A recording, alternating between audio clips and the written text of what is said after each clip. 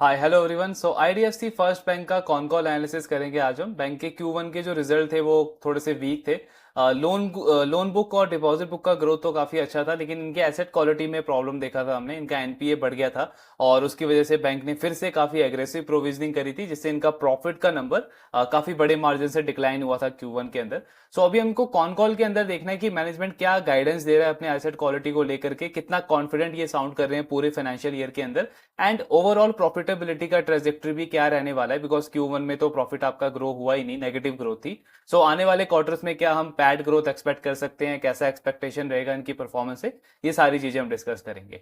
So first of all तो bank ने अपनी जो मेजर अचीवमेंट्स हैं इनकी पिछले 5-6 सालों में, उसके ऊपर फोकस किया है। एंड ये हमको ये भी दिखाता है कि बैंक का फंडामेंटल कितना स्ट्रांग है। ओवरऑल प्रॉफिट का ग्रोथ नहीं हुआ है इस Q1 में, लेकिन बाकी पैरामीटर जो एक बैंकिंग बिजनेस में होने चाहिए वो आईडीएफसी के लिए कितना ज्यादा अच्छे से प्ले आउट हो रहे हैं। तो जैसे बैंक का कहना है कि एक एक बैंक का बिजनेस अगर आप देखोगे तो उनके लिए रॉ मटेरियल क्या हुआ, डिपॉजिट। और एनबीएफसी के केस में अगर हम बोरोइंग्स जो होते हैं उनके, वो उनका रॉ मटेरियल हो गया। बिकॉज उसी रॉ मटेरियल को यूज करके वो आगे अपने बिजनेस को ग्रो करते हैं। आप लोन देते हो, आपका मार्जिन आता है, मार्जिन से आपका प्रॉफिट आता है और आरओई का नंबर आता है। सो डिपॉजिट एक बैंक के लिए एक रॉ मटेरियल की तरह है। एंड आईडीएफसी के लिए सबसे अच्छी चीज क्या हो रही है कि लगातार हर एक क्वार्टर में हम देख रहे हैं कि इस बैंक का डिपॉजिट बुक एक कंसिस्टेंट ग्रोथ उसमें उसमें देखने को मिल रही है। इस क्वार्टर के अंदर भी 38% का ग्रोथ आया है। 2 लाख करोड़ से भी ज्यादा का डिपॉजिट बेस बन चुका है आईडीएफसी फर्स्ट का, एंड उसके बाद भी लगातार हम अच्छी ग्रोथ देख रहे हैं। प्लस साथ में बैंक का कहना है कि एक और एडवांटेज इसमें हमको क्या मिलता है कि आज के टाइम पे हम हाई इंटरेस्ट रेट ऑफर नहीं कर रहे हैं कस्टमर्स को। जैसे एक टाइम था जब ये सेविंग अकाउंट के ऊपर भी 6-6, 7-7% का इंटरेस्ट रेट ऑफर करते थे, बट अब आईडीएफसी लगातार अपना इंटरेस्ट रेट कम करता जा रहा है। एंड रिटेल डिपॉजिट अगर आप देखोगे इस बैंक का, तो बैंक का कहना है कि 44% से ग्रो हुआ है हमारा रिटेल डिपॉजिट Q1 में, जबकि हमने इंटरेस्ट रेट लगातार कम किए हैं। पहले इन्होंने 3% तक कर दिया था up to 1 lakh saving account के ऊपर। अब इनका अप टू 5 लाख अगर आप इनके सेविंग अकाउंट में रख रहे हो तो उस पर भी बैंक ने सिर्फ 3% का इंटरेस्ट रेट देना स्टार्ट कर दिया है। तो इंटरेस्ट रेट लगातार कम करती जा रही है बैंक, लेकिन उसके बाद भी डिपॉजिट की ग्रोथ काफी अच्छी आ रही है। तो ये डिसीजन एक्चुअली इन्होंने इसीलिए लिया था कि इनफ्लो इतना अच्छा आ रहा है हर एक क्वार्टर में डिपॉजिट का, कि हमको ये कॉन्फिडेंस मिल रहा है कि हम अपना इंटरेस्ट रेट कम करते हैं एंड उसके बाद देखते हैं कि हमारा डिपॉजिट का नंबर कैसा प्ले आउट होता है। बट स्टिल ग्रोथ काफी कंसिस्टेंट है बैंक के लिए। प्लस साथ में अगर आप इनका देखोगे कासा का नंबर, तो वो भी लगातार ग्रो हो रहा है। 36% की ग्रोथ रही है उसमें Q1 में। और कासा बुक इनका टोटल बुक का 97,000 करोड़ के आसपास है। टोटल डिपॉजिट बुक है 2 लाख करोड़ के आसपास, और उसमें कासा 97,000 करोड़ है। तो मतलब कासा रेशियो बैंक का 46.6% के आसपास है। एंड लास्ट 3-4 क्वार्टर से बैंक ने अपने कासा रेशियो को इसी लेवल के आसपास मेंटेन करके रखा है, जबकि हम बाकी बैंक्स को देख रहे हैं इंडस्ट्री में कि लगातार उनका कासा रेशियो कम होता जा रहा है। सो जिस भी बैंक का आप देखोगे कासा रेशियो अच्छा है, उसका उसके पास हमेशा एक एडवांटेज रहेगा अपने मार्जिन को सस्टेन करने में। मार्जिन उसके हेल्दी लेवल पे रहेंगे कॉम्पिटिटर्स के कंपैरिजन में, जो कि आईडीएफसी फर्स्ट का हर एक क्वार्टर में रहता है।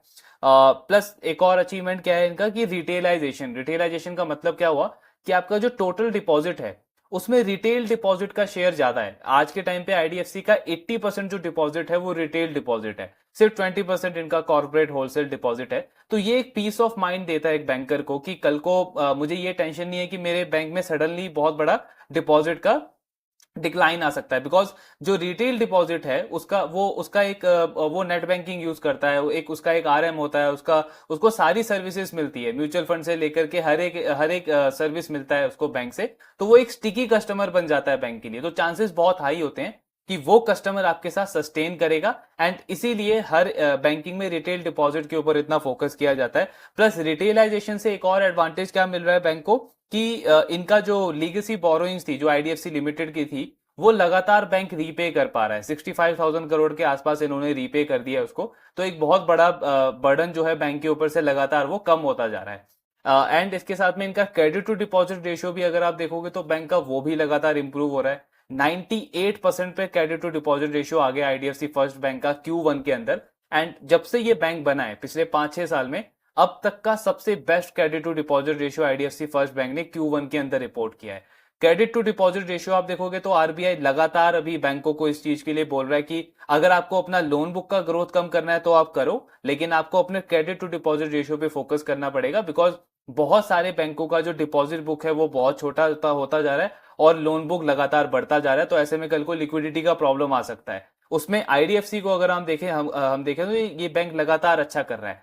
प्लस इसमें अगर आप incremental credit to deposit ratio देखते हो उस बैंक का, मतलब कि पिछले एक साल में आपने कितना फ्रेश डिपॉजिट रेज किया और उसके अगेंस्ट में कितना फ्रेश लोन दिया, तो वो क्रेडिट टू डिपॉजिट रेशियो इस बैंक का 72% पे आ जाता है। तो ये शो करता है कि ये ऑलरेडी बहुत कंजर्वेटिव है और बाकी बैंकों से बहुत अच्छा परफॉर्म कर रहा है।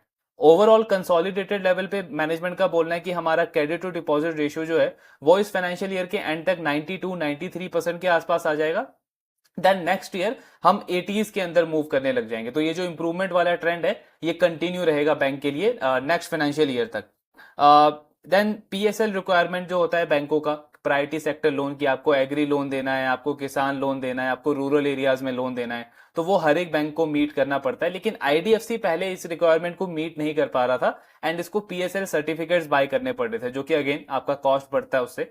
आज के टाइम पे आईडीएफसी फर्स्ट बैंक खुद से इन सारे रिक्वायरमेंट्स को फुलफिल कर पा रहा है, तो अगेन वो कॉस्ट भी बैंक का सेव हो रहा है इस चीज की वजह से। देन इन्होंने अपनी अंडर राइटिंग को लेकर के एक डेटा भी शेयर किया है, first EMI. So first EMI basically क्या होता है कि आपने लास्ट मंथ जितने भी लोन बुक किए, नए लोन जितने भी बुक किए, उनका सबका ईएमआई आएगा इस मंथ के अंदर। अब उसमें जितने ईएमआई बाउंस होंगे वो एक्चुअली शो करेगा कि आपका क्वालिटी कैसा रहा है लोन बुकिंग का, पिछले महीने में किस क्वालिटी का आपने लोन बुकिंग किया है। तो फर्स्ट ईएमआई चेक बाउंस जो है वो पहले इस बैंक का 7% होता था, अब वो 5% हो गया, मतलब ऑलमोस्ट 30% से ये नंबर इंप्रूव हुआ है। एंड अगेन इसमें बैंक वही शो कर रहा है कि ये दिखाता है कि हमारे जो इंक्रीमेंटल जो लोन बुकिंग्स है वो कितनी सही डायरेक्शन में जा रहा है। कलेक्शन एफिशिएंसी का नंबर इनका अप्रैल में थोड़ा कम हुआ था 99.3%, बट देन मई और जून में काफी अच्छी रिकवरी हुई, 99.5% के आसपास इनका कलेक्शन एफिशिएंसी का नंबर आ गया। अब ये जो डेटा इन्होंने शेयर किया है अपने एसेट क्वालिटी को लेकर के, कि जो प्री कोविड वाले लोन बुकिंग्स को इन्होंने कंपेयर किया है पोस्ट कोविड में, सो ये काफी इंटरेस्टिंग डेटा है, बिकॉज इससे आपको समझ में आएगा कि इंक्रीमेंटल आप क्या एक्सपेक्ट कर सकते हो इस बैंक की एसेट क्वालिटी से, इनका ट्रेंड कैसा रहने वाला है। तो अगर आप ये देखोगे तो ये प्री कोविड का इनका लोन बुकिंग का डेटा है कि प्री कोविड जब इन्होंने लोन बुक किया तो उसका 6 मंथ्स में, 9 मंथ्स में, 12 मंथ्स में किस तरीके का उसका परफॉर्मेंस रहा, 30 DPD उसका कैसा रहा। 30 DPD का मतलब क्या होता है कि नंबर ऑफ कस्टमर जो मिनिमम 2 EMI अपनी मिस कर रहे हैं, ये एनपीए से पहले का लेवल है, तो आपको एक इंडिकेटर दे देता है कि इस बैंक का एनपीए कैसा रह सकता है आने वाले टाइम में। सो अगर आप इनका प्री कोविड वाले लोन बुकिंग को कंपेयर करोगे पोस्ट कोविड वाले लोन बुकिंग के नंबर से, तो आपको दिखेगा कि 6 मंथ के बेसिस में प्री कोविड में जब ये लोन बुक करते थे तो 6 महीने में इनका 30 DPD कितना होता था, 2.39%। पोस्ट कोविड में कितना हो रहा है ये, 0.83%। सिमिलरली अगर हम इसको 9 मंथ्स में कंपेयर करें तो 9 मंथ्स में पहले कितना था प्री कोविड पे, ऑलमोस्ट 3.5%, अब कितना हो रहा है, 1.5%। अगर आप एक साल का भी डेटा कंपैरिजन करोगे तो पहले इनका ऑलमोस्ट 4.25% होता था, आज के टाइम पे वो 1.90% के आसपास हो रहा है। तो हर एक टेन्योर को अगर हम कंपेयर करें तो हमको ये समझ में आता है कि आईडीएफसी फर्स्ट बैंक का जो लोन बुकिंग है, इंक्रीमेंटल लोन बुकिंग जो है वो लगातार अच्छा होता जा रहा है। लोन की क्वालिटी ये बैंक अच्छी बुक कर रहा है, इसका मतलब अंडर राइटिंग पे कहीं ना कहीं बैंक अच्छा काम कर रहा है, कलेक्शन एफिशिएंसी पे बैंक अच्छा काम कर रहा है, टाइमली कस्टमर से रिकवर कर पा रहा है, और ये ट्रेंड 12 मंथ्स के बाद आपको 18 मंथ्स में भी दिखेगा कि लगातार इंप्रूव हुआ है। सो ये एक इंडिकेटर है कि इंक्रीमेंटल इस बैंक का एसेट क्वालिटी जो है उसमें बहुत बड़ा कोई ऐसा मतलब बहुत बहुत बड़ा कोई ऐसा फॉल देखने को एक्सपेक्ट नहीं कर सकते हम। इनका एक स्टेबल एसेट क्वालिटी रहना चाहिए, ये एक्सपेक्ट कर सकते हैं इस डेटा से। अभी कॉन कॉल पे भी अगर हम देखें तो मैनेजमेंट भी इस पे यही चीज कह रहा है कि अगर आप अक्रॉस टेन्योर कंपेयर करोगे तो हमारा जो 30 DPD का नंबर है वो दिखेगा आपको कि लगातार वो इंप्रूव हुआ है पिछले पिछले कई मतलब प्री कोविड से और पोस्ट कोविड के कंपैरिजन में। देन क्रेडिट कॉस्ट की अगर हम बात करें तो बैंक ने बोला था कि इस फाइनेंशियल ईयर में हमारा जो क्रेडिट कॉस्ट है वो 1.65% पे रहेगा, लेकिन इस क्वार्टर में इन्होंने थोड़ा सा असेसमेंट किया और वहां पे थोड़ा बहुत इशू भी निकल के आया है। जैसे इनका जो जेएलजी पोर्टफोलियो है, माइक्रो फाइनेंस का पोर्टफोलियो है, तो micro finance portfolio IDFC first bank के टोटल बुक का 6% है। और ये जो माइक्रो फाइनेंस का बुक है इनका, ये कॉन्सेंट्रेटेड है तमिलनाडु की तरफ, मतलब 60% जो माइक्रो फाइनेंस है वो बैंक तमिलनाडु के अंदर ही करता है। अब तमिलनाडु में फ्लड आया था, काफी ज्यादा फ्लड आया था, सीवियर इंपैक्ट रहा उस पे उसका काफी सारे कस्टमर्स पे। तो वहां पे इनका क्रेडिट कॉस्ट का थोड़ा सा प्रॉब्लम आया, एनपीए का थोड़ा सा प्रॉब्लम आया है। अब बैंक इसमें क्या कह रहा है कि अगर आप प्री फ्लड मतलब फ्लड के पहले का अगर आप हमारा क्रेडिट कॉस्ट का नंबर देखोगे माइक्रो फाइनेंस बुक में, तो हमारा क्रेडिट कॉस्ट सिर्फ 1.6% होता था माइक्रो फाइनेंस बुक में, फ्लड से पहले की अगर हम बात करें। और अगर आप इसको इंडस्ट्री के लेवल से कंपेयर करोगे तो इंडस्ट्री में हर एक माइक्रो फाइनेंस एनबीएफसी का आपको जो क्रेडिट कॉस्ट का नंबर दिखेगा वो 2%, 2.5% से लेकर के 3-4% के आसपास के लेवल में मिलेगा। तो ये की चीज क्या शो करती है कि फ्लड से पहले इस बैंक का क्रेडिट कॉस्ट का नंबर काफी अच्छा परफॉर्म कर रहा था, मतलब काफी स्टेबल था, बैंक अच्छे से रिकवरी कर पा रहा था और ग्रोथ वगैरह के नंबर भी ठीक थे। लेकिन अब इस फ्लड की वजह से हुआ क्या है कि इनका जो क्रेडिट कॉस्ट का नंबर है वो सिर्फ तमिलनाडु वाले पोर्टफोलियो में ही इनका बढ़ करके 5% तक जाने का एक्सपेक्टेशन है। मैनेजमेंट का बोलना है कि हमारा क्रेडिट कॉस्ट वहां पे 5% तक जा सकता है। तो अगर तमिलनाडु में सिर्फ 5% तक जाएगा तो उसका पूरा इंपैक्ट जो है इनके माइक्रो फाइनेंस पोर्टफोलियो पे वो 3.2% तक जाने का एक्सपेक्टेशन है। एंड इसीलिए बैंक का कहना है कि हमारा पूरे कंसोलिडेटेड लेवल पे मतलब टोटल बुक अगर हम देखें आईडीएफसी बैंक का, उसका क्रेडिट कॉस्ट जो इन्होंने पहले 1.65% दिया था, अब बैंक बोल रहा है कि उसमें हम एक्सपेक्ट कर रहे हैं कि 20 बेसिस पॉइंट बढ़ सकता है, मतलब 1.85% तक हमारा क्रेडिट कॉस्ट जा सकता है FY25 के अंदर। तो ये एक थोड़ा सा इशू देखने को मिला है कि क्योंकि इनके माइक्रो फाइनेंस में एनपीए बढ़े हैं, इन्होंने प्रोविजनिंग करी है काफी एग्रेसिवली। अगले क्वार्टर में बैंक और प्रोविजनिंग करेगा, ये भी इन्होंने बोला है कि सेकंड क्वार्टर में और हम प्रोविजनिंग करेंगे, क्रेडिट कॉस्ट का नंबर हमारा थोड़ा सा हायर साइड पे रहेगा। देन थर्ड क्वार्टर से आपको थोड़ा सा इंप्रूवमेंट देखने को मिलेगा और ईयर एंड तक हमारा एक्सपेक्टेशन है कि 1.85% के क्रेडिट कॉस्ट पे हम इस फाइनेंशियल ईयर को एंड करेंगे। तो ये इन्होंने गाइडेंस दिया है अपने क्रेडिट कॉस्ट को लेकर के। अब बैंक का कहना है कि कॉस्ट टू इनकम की अगर हम बात करें तो कॉस्ट टू इनकम बहुत सारी चीजों से मतलब बहुत सारी चीजों पे डिपेंड करता है, लेकिन हमने बहुत ज्यादा इन्वेस्ट किया अपनी टेक्नोलॉजी के ऊपर, डिजिटाइजेशन के ऊपर, एंड ये हमको हेल्प कर रहा है लगातार हम हमारे कॉस्ट टू इनकम को कम करें। आज के टाइम पे अगर आप इनका पर ब्रांच डिपॉजिट देखोगे तो 212 करोड़ के आसपास है। और बैंक बोल रहा है कि आने वाले टाइम में हमारे डिपॉजिट बुक का ग्रोथ कंटिन्यू रहेगा, लेकिन वो ब्रांचेस के ऊपर ही डिपेंड नहीं होगा, बल्कि नंबर ऑफ ब्रांचेस ओपन करना हम कम कर देंगे फिर भी डिपॉजिट ग्रोथ कंटिन्यू रहेगी, क्योंकि हमारी डिजिटल कैपेबिलिटीज पे हमने बहुत ज्यादा काम किया है, तो उसके थ्रू भी हमारा डिपॉजिट का इनफ्लो जो है वो लगातार आता रहेगा। एंड इन्होंने कॉस्ट टू इनकम का भी एक पूरा पिक्चर शेयर किया है कि 2027 तक हमारा कॉस्ट टू इनकम कहां पे रहेगा, ये भी बहुत इंपॉर्टेंट है। सो बैंक कह रहा है कि अगर हमारे 3 मेन बिजनेसेस हैं, एक है लोन का बिजनेस, एसेट बिजनेस जिसको बोलते हैं, दूसरा लाइबिलिटी का बिजनेस वो डिपॉजिट वाला, एंड तीसरा है हमारा क्रेडिट कार्ड वाला बिजनेस। अब एसेट बिजनेस में बैंक बोल रहा है कि हमारा जो कॉस्ट टू इनकम है वो 60% था FY22 में, 2 साल पहले। आज के टाइम पे ये 53.2% है। एंड मैनेजमेंट बोल रही है कि हर साल इसमें हम ऑलमोस्ट 1% का इंप्रूवमेंट एक्सपेक्ट करते हैं। सो बाय FY27 हमारा कॉस्ट टू इनकम लोन वाले बिजनेस में 50% तक आ जाएगा। 1% का इंप्रूवमेंट हर साल एक्सपेक्ट करना बहुत ज्यादा नहीं है, बिकॉज स्केल के साथ में आपको वो बेनिफिट मिलेगा।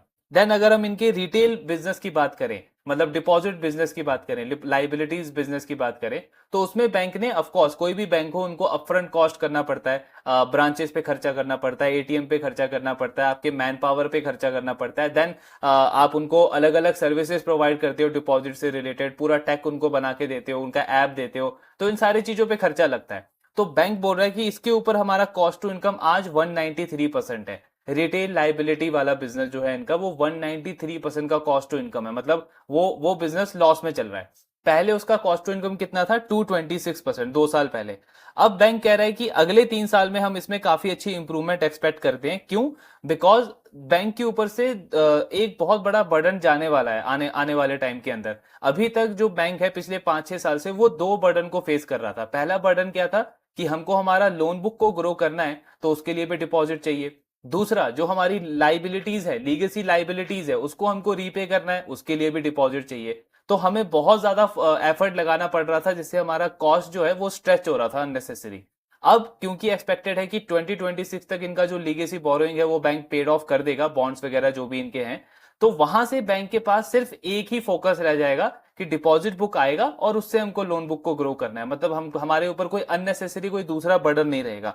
सो ये एक बहुत बड़ा एडवांटेज है। प्लस इससे क्या होगा कि इनकी डिपॉजिट की रिक्वायरमेंट जो है वो काफी कम हो जाएगी, क्योंकि अब आपको एक ही चीज के ऊपर फोकस करना है। तो बैंक कह रहा है आने वाले टाइम में हमारा ब्रांच का जो एक्सपेंशन रहेगा वो सिर्फ 10% रहेगा। हम ब्रांचेस इतने ज्यादा नहीं खोलने वाले हैं, बिकॉज डिजिटल हमने सारा कुछ कर दिया हुआ है। लेकिन डिपॉजिट का ग्रोथ बैंक ने कितना टारगेट दिया अगले 5 साल के लिए? 25% का। तो ब्रांचेस का ग्रोथ रहेगा सिर्फ 10% का, डिपॉजिट बुक का ग्रोथ रहेगा 25% का। इसका मतलब कि जो फ्रेश डिपॉजिट आएगा हमारे बैंक के अंदर वो हमारे डिजिटलाइजेशन की वजह से आएगा, जहां से हमारा कॉस्ट बचेगा। और उसकी वजह से आप देखोगे कि हमारी रिटेल लाइबिलिटी वाले बिजनेस में भी कॉस्ट टू इनकम लगातार इंप्रूव होता जाएगा। सो बैंक कह रहा है कि अगले 3 साल के अंदर हमारा एक्सपेक्टेशन है कि कॉस्ट टू इनकम हमारा रिटेल लाइबिलिटी बिजनेस का 140% पे आ जाएगा। आज कितना है? 193%। अगले 3 साल में 140% का गाइडेंस दिया इन्होंने, जो कि अचीवेबल है, बिकॉज आपका जो बड़ा बर्डन है लीगेसी बोरोइंग वाला वो तो चला गया। प्लस आप ज्यादा ब्रांचेस भी ओपन नहीं कर रहे हो, और पुराने जो ब्रांचेस हैं वो भी स्केल होंगे धीरे धीरे, प्रोडक्टिविटी बढ़ेगा, तो इनका कॉस्ट टू इनकम लगातार कम होता जाएगा इस बिजनेस से। एंड देन लास्टली इनका क्रेडिट कार्ड वाला बिजनेस है। सो क्रेडिट कार्ड बिजनेस जब इन्होंने स्टार्ट किया था उसमें कॉस्ट टू इनकम 240% था। अब वो लगातार इंप्रूव हुआ है, 164% था FY23 के अंदर, और इस फाइनेंशियल ईयर में अगर आप देखोगे तो 116% के आसपास था। बैंक बोल रहा है ये ट्रेंड कंटिन्यू रहेगा, और FY27 तक क्रेडिट कार्ड का जो बिजनेस है उसका कॉस्ट टू इनकम भी 75% आ जाएगा, मतलब 1-2 साल के अंदर वो बिजनेस भी प्रॉफिटेबल हो जाएगा बैंक के लिए। सो ये चीजें बैंक का कहना है कि हमारी जो डिजिटल कैपेबिलिटी है एंड जो हमारा इन्वेस्टमेंट रहा है टेक्नोलॉजी के ऊपर, उसकी वजह से हमको ये एडवांटेज मिलेगा कि लगातार हमारा कॉस्ट टू इनकम कम होता जाएगा। और बाय FY27 तक बैंक का बोलना है कि हमारा ओवरऑल कंसोलिडेटेड लेवल पे जो हमारा कॉस्ट टू इनकम है वो 65% आ जाएगा। FY24 में इस बैंक का कॉस्ट टू इनकम 72% था। इसका मतलब क्या हुआ कि अगले 3 साल में IDFC first bank almost 700 basis point, मतलब 7% के आसपास का कॉस्ट टू इनकम में इंप्रूवमेंट एक्सपेक्ट कर रहा है। और वो कहां से आएगा ये भी इन्होंने बता दिया, और ये लॉजिकल लगता है, बिकॉज लोन वाले बिजनेस में भी स्केल के साथ में आपको एडवांटेज मिलेगा, प्लस रिटेल लाइबिलिटी में आपका ब्रांचेस ही नहीं ओपन हो रहा तो वो भी एडवांटेज है। क्रेडिट कार्ड वाला बिजनेस ऑलरेडी प्रॉफिटेबल की तरफ मूव कर रहा है इनका, सो वहां से भी इतना इंप्रूवमेंट एक्सपेक्टेड है कि आ जाएगा। देन ब्रांचेस इन्होंने 11 ब्रांचेस ओपन किए इस क्वार्टर के अंदर, और बैंक बोल रहा है कि अगर हमको लगेगा तो हम और ब्रांचेस ओपन करेंगे। हाई कॉस्ट जो बोरिंग है इनकी वो 10,000 करोड़ के आसपास आ चुकी है, अब लगातार कम हो रही है। अब इस 10,000 करोड़ में से 50% बैंक इसी फाइनेंशियल ईयर के अंदर रीपे कर देगा, तो कितना रह गया? सिर्फ 5,000 करोड़, और वो 5,000 करोड़ बैंक ऑलमोस्ट FY26 के अंदर इसको रीपे कर देगा। सो यहीं से इनका बहुत बड़ा बर्डन जो है वो कम हो जाएगा इस बैंक के ऊपर से। कॉस्ट ऑफ फंड बैंक का 6.47% के आसपास है, 11 बेसिस पॉइंट बढ़ गया है ये लास्ट क्वार्टर से। सो वो मेनली इनका कुछ डिपॉजिट जो है वो मेच्योर हुआ था, उसका रीप्राइसिंग हुआ है, तो वहां से इनका कॉस्ट ऑफ फंड बढ़ गया है। क्रेडिट कार्ड बिजनेस की बात करें तो 2.7 मिलियन कार्ड अभी तक बैंक ने टोटल इशू किया है, एंड 6,000 करोड़ के आसपास का साइज है इस बुक का। और बैंक का कहना है कि इसका स्पेंडिंग अगर आप देखोगे तो ऑलमोस्ट ये 49% से ग्रो हुआ है लास्ट ईयर के कंपैरिजन में। देन कैपिटल एडिकेसी रेशियो 16% के आसपास है। अब इनका अनसिक्योर्ड बुक का अगर हम बात करें तो आईडीएफसी फर्स्ट बैंक बोल रहा है कि हमारा जो रिटेल बुक है उसमें 50% बुक जो है वो हमारा अनसिक्योर्ड है। सो ऐसा नहीं है कि पूरे अनसिक्योर्ड में प्रॉब्लम है, सिर्फ ये माइक्रो फाइनेंस का जो पार्ट था इसमें थोड़ा बहुत हमको प्रॉब्लम देखने को मिला है, अदरवाइज बाकी जो हमारा पोर्टफोलियो है उसका परफॉर्मेंस काफी अच्छा है। एंड इन्होंने एक थोड़ा सा डेटा भी शेयर किया है, ये इन्होंने क्रेडिट कार्ड वाले बिजनेस से शेयर किया है कि किस एज कैटेगरी में थोड़ी सी डेलिक्वेंसी ज्यादा देखने को मिल रही है या डिफॉल्ट रेट ज्यादा देखने को मिल रहा है। तो बैंक का कहना है कि हमारा जो क्रेडिट कार्ड का बिजनेस है उसमें सबसे अच्छी जो एसेट क्वालिटी है वो 30 to 40, 40 to 50 and 50 to 60, sorry 40 to 50 and 50 to 60, इस एज के जो कैटेगरी के जो लोग हैं उनकी तरफ से सबसे अच्छी एसेट क्वालिटी रहती है, वो टाइम पे रीपे करते हैं अपने क्रेडिट कार्ड का बिल पूरा। एंड जो सेकंड बेस्ट है वो 30 to 40 के बीच में है, लेकिन जो 20 से 30 के कैटेगरी के जो एज के जो कस्टमर्स हैं उनकी तरफ से सबसे ज्यादा डेलिक्वेंसी हमको देखने को मिल रही है, मतलब उनका ड्यू वगैरह रह जाता है, उनकी तरफ से थोड़ा सा डिफॉल्ट रेट भी ज्यादा है। बट इसमें कुछ नया नहीं है, बिकॉज अगर आप देखोगे तो 20 to 30 मतलब एक यूथ हो गया, तो ये तो एक्सपेक्टेड है कि जिसको जितना कम एक्सपीरियंस रहेगा लेंडिंग का क्रेडिट कार्ड वगैरह का, फाइनेंशियल प्रोडक्ट्स का रिस्पॉन्सिबिलिटी उतनी कम रहती है और उतने ही आप थोड़े से कम अकाउंटेबल होते हैं उन सारी चीजों को लेकर के, विद टाइम आपको एक्सपीरियंस आता है। सो ये जस्ट एक डेटा इन्होंने शेयर किया है। दूसरी चीज बैंक बोल रहा है कि जो आपका बाय नाउ पे लेटर वाला जो सेगमेंट है, उसमें आईडीएफसी बैंक उन कुछ बैंकों में था जिसमें इन्होंने बहुत अर्ली पार्टिसिपेट किया, लेकिन इसके अंदर भी इनको डेलिक्वेंसी देखने को मिल रहा है और बैंक अब ऑलमोस्ट इस प्रोडक्ट को बंद कर रहा है। इसमें ये बेसिकली 1 मंथ के बाद पे करने का ऑप्शन देते थे कंज्यूमर को, लेकिन यहाँ पे क्योंकि डेलिक्वेंसी ज्यादा बढ़ रही है तो उसको भी अब ये बंद करने को देख रहे हैं। कॉस्ट टू इनकम की बात करें तो बैंक का बोलना है कि हमारा जो कॉस्ट टू इनकम है वो क्यों कम होगा, क्योंकि हमारा जो ओवरऑल ओपेक्स है, मतलब ऑपरेशनल एक्सपेंसेस जो हैं, वो ज्यादा तेजी से नहीं बढ़ेंगे। इस क्वार्टर में भी सिर्फ 21% से बढ़े हैं और पूरे फाइनेंशियल ईयर में हमारा एक्सपेक्टेड है कि 20% से हार्डली हमारा ऑपरेशनल एक्सपेंसेस बढ़ेगा। जबकि लास्ट ईयर अगर आप देखोगे तो इनका ओपेक्स 33% से ग्रो हुआ था। तो 33% से कॉस्ट सिर्फ आपका 20% पे बढ़ेगा इस फाइनेंशियल ईयर में, जबकि इनकम बैंक बोल रहा है कि 23 से 24% से बढ़ेगा। तो खर्चा बढ़ा आपका 20%, इनकम बढ़ गया आपका 23-24%, तो डेफिनेटली उससे आपका कॉस्ट टू इनकम इंप्रूव होगा इस फाइनेंशियल ईयर से। ये थोड़ा सा पेनफुल वाला पॉइंट है इनके शेयर होल्डर्स के लिए, इन्वेस्टर्स के लिए। सो बैंक क्या कह रहा है कि आरओए हमारा एस्टिमेट है कि इस फाइनेंशियल ईयर के अंदर बिल्कुल फ्लैट रहेगा। मतलब जितना आरओए हमारा FY24 में था, ऑलमोस्ट उतना आरओए हमारा FY25 के अंदर भी रहेगा। हम उसमें कोई खास इंप्रूवमेंट नहीं एक्सपेक्ट कर रहे हैं। FY26 के अंदर हमारा आरओए 1.2% तक जाएगा एंड देन उसके अगले साल हमारा आरओए 1.4% तक जाएगा। अब ये क्यों है? बिकॉज बैंक बोल रहा है कि कोई बहुत बड़ा इशू नहीं है माइक्रो फाइनेंस के एनपीए का, लेकिन उसका पेन हमको लेना पड़ेगा अपफ्रंट। तो पहले 2 क्वार्टर में हम एग्रेसिव प्रोविजनिंग कर रहे हैं, जिससे Q1 में भी प्रॉफिट में नेगेटिव ग्रोथ आया और काफी ज्यादा पॉसिबिलिटी है कि सेकंड क्वार्टर में भी ये ट्रेंड कंटिन्यू रहे। मतलब प्रॉफिट में कुछ खास ग्रोथ नहीं देखने को मिलेगा, मे भी नेगेटिव ग्रोथ आपको देखने को मिले सेकंड क्वार्टर के अंदर भी। जो सेकंड हाफ है इस फाइनेंशियल ईयर का, वो हमारे लिए काफी अच्छा रहेगा in terms of profitability, and वहां पे आप देखोगे कि हमारा प्रॉफिट ग्रो हो रहा है। तो उसकी वजह से हमारा आरओए इस साल में बढ़ने नहीं वाला, आरओए में कोई इंप्रूवमेंट नहीं आएगा। अब जब भी आप देखोगे किसी भी लेंडिंग बिजनेस का अगर मैनेजमेंट ऐसा बोलता है कि हमारा आरओए नियर टर्म में नहीं बढ़ेगा या आरओई हमारा नियर टर्म में नहीं बढ़ेगा, तो सिंपली आप देखोगे कि बहुत कम चांस है कि उसके स्टॉक को मार्केट रिवॉर्ड करेगा। मतलब रिवॉर्ड करने का तो चांस गया। अब वहां पे पॉइंट ये बनेगा कि अगर उसका पास्ट का एग्जीक्यूशन अच्छा है और बाकी के पैरामीटर ठीक है, मतलब लेंडर इतना ज्यादा खराब नहीं कर रहा है, तो उसका स्टॉक में कोई खास मूवमेंट नहीं दिखेगा, वो ना ज्यादा गिरेगा ना ज्यादा बढ़ेगा, बिकॉज रिवॉर्ड करने का तो कोई पॉइंट बनता ही नहीं है।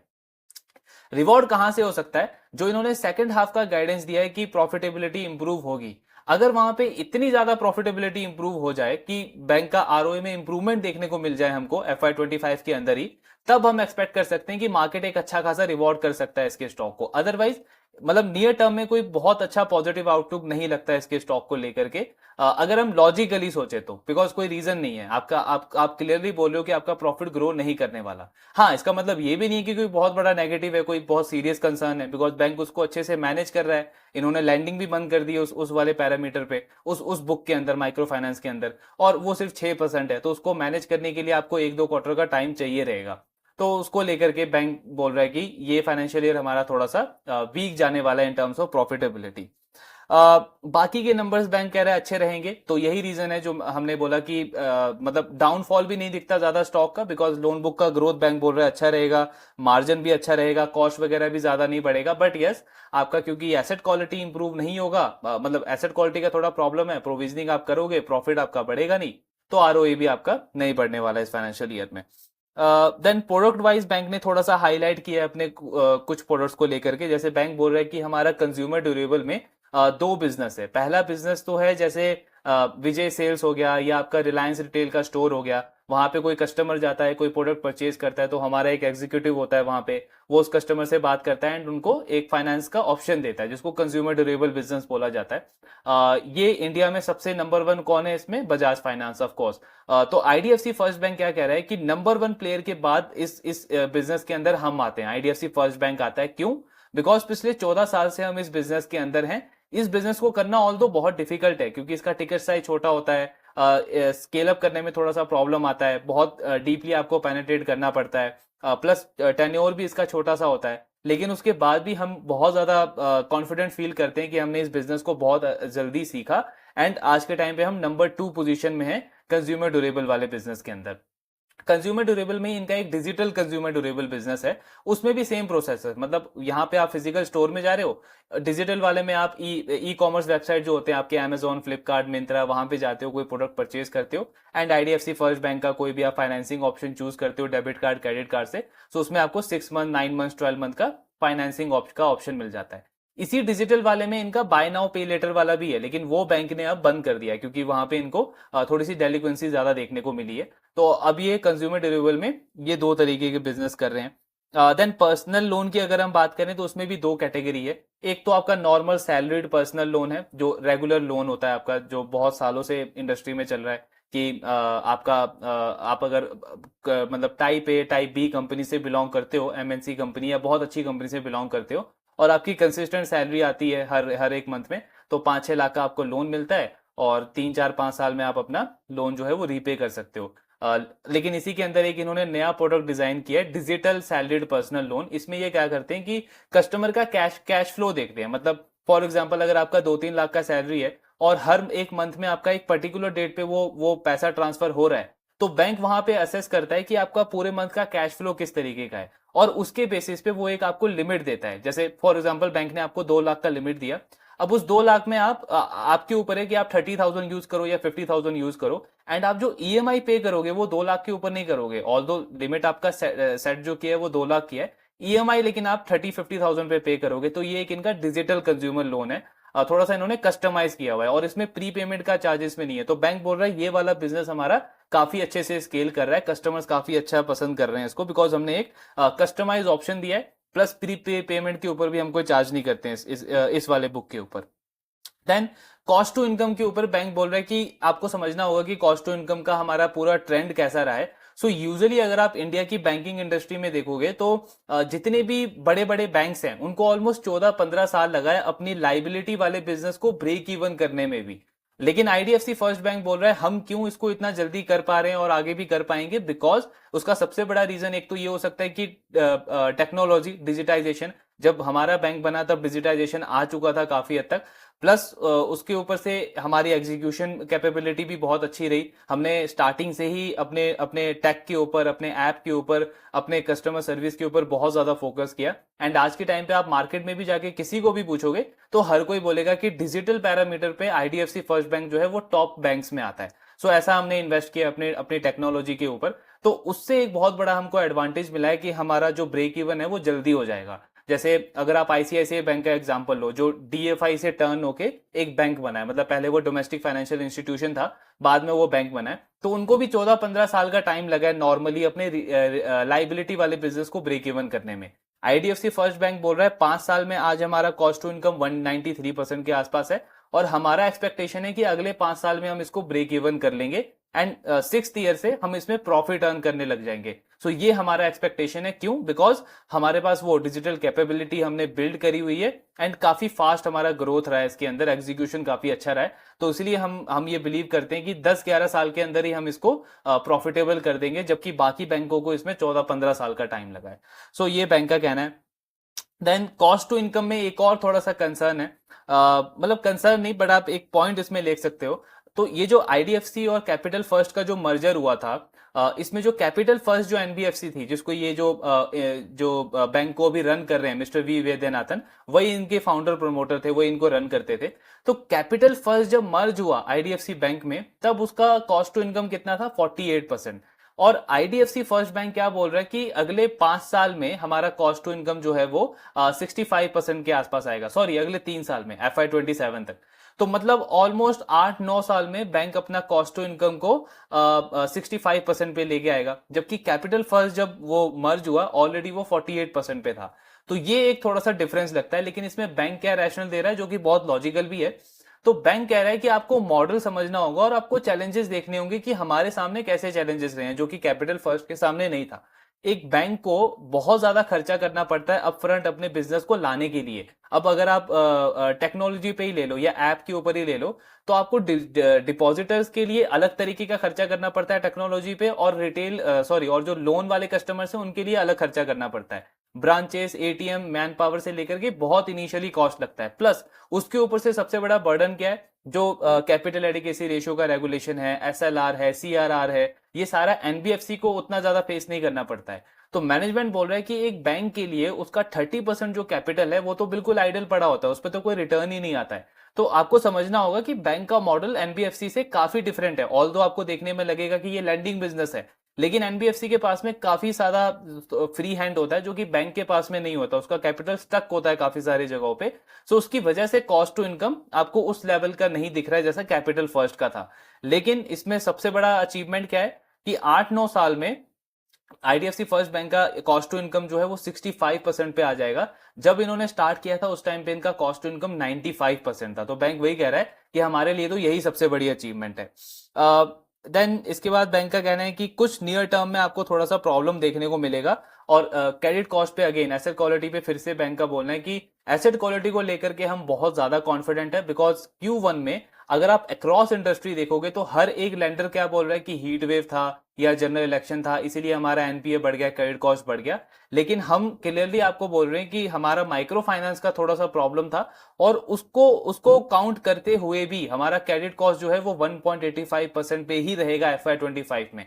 अगर हम 5 से 6 बेसिस पॉइंट थोड़ा सा हायर एस्टिमेशन भी ले लें तो भी एट मैक्स 1.90% पे हमारा क्रेडिट कॉस्ट रहना चाहिए। इतने ज्यादा कॉन्फिडेंट है हम हमारे एसेट क्वालिटी को लेकर के।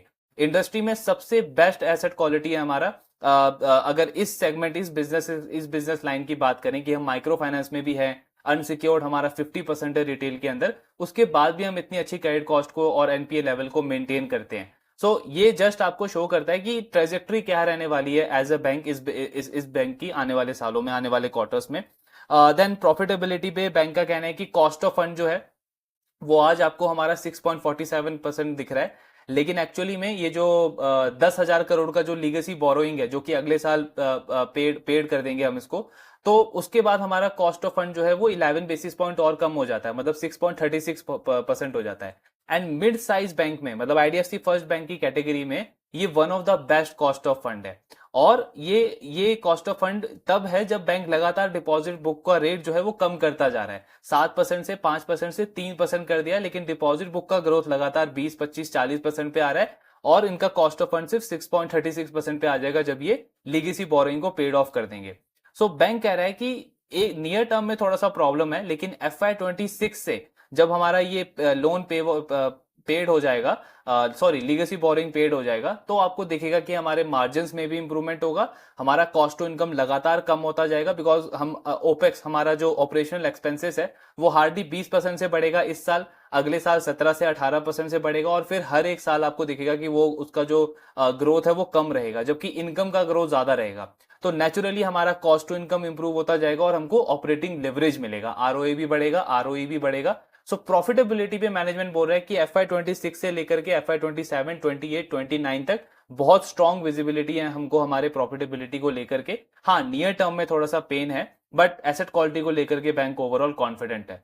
तो ये ओवरऑल कॉन कॉल डिस्कशन था आईडीएफसी फर्स्ट बैंक को लेकर के। ऑफ कोर्स रिजल्ट अच्छे नहीं है एंड नियर टर्म में आप कुछ बहुत अच्छा एक्सपेक्ट नहीं कर सकते ऐसे बैंक से, ये पेन रहेगा।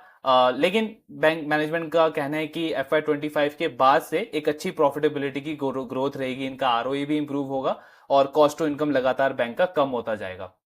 तो मतलब ये डिपेंड करता है आप किस तरीके के इन्वेस्टर हो, कैसा आपका पोर्टफोलियो है। बिकॉज मतलब अगर आपका पोर्टफोलियो काफी डाइवर्सिफाई है तो ऑफ कोर्स आप इस तरीके का एक बिजनेस होल्ड कर सकते हो उसमें, जिसमें नियर टर्म में थोड़ा सा पेन है। लेकिन ये भी बात है कि आपके पास मार्केट में और भी बेटर अपॉर्चुनिटीज हैं आज के टाइम पे। So it depends individual to individual की किस तरीके से आप इस बिजनेस को लेते हो, लेकिन कोई सीरियस कंसर्न नहीं है, बिकॉज ये एसेट क्वालिटी बहुत ज्यादा इनका कोई पेनफुल नहीं है। माइक्रो फाइनेंस सिर्फ 6% है, उसमें भी बैंक ने इंश्योरेंस करा दिया उसको, CGFMU जो गवर्नमेंट की स्कीम है उसके अंदर इसको इंश्योर करा दिया है। तो अगर कल को कोई बहुत बड़ा डिफॉल्ट होता भी है तो वो रिकवर वहां से हो जाएगा। एंड मैनेजमेंट तो गाइडेंस दे ही रहा है कि पहले 2 क्वार्टर में सारी प्रोविजनिंग हम कर लेंगे, तो थर्ड क्वार्टर से कोई बहुत बड़ा इशू इसका रहेगा भी नहीं। सो कोई सीरियस कंसर्न नहीं है एसेट क्वालिटी को लेकर के, बट यस प्रॉफिटेबिलिटी की ग्रोथ को लेकर के थोड़ा सा आपको वेट करना पड़ेगा। बाकी देखते हैं अगले क्वार्टर में कैसे नंबर्स आते हैं बैंक के। एंड आपके जो भी डाउट्स हैं, do let me know in the comment box. Thank you very much.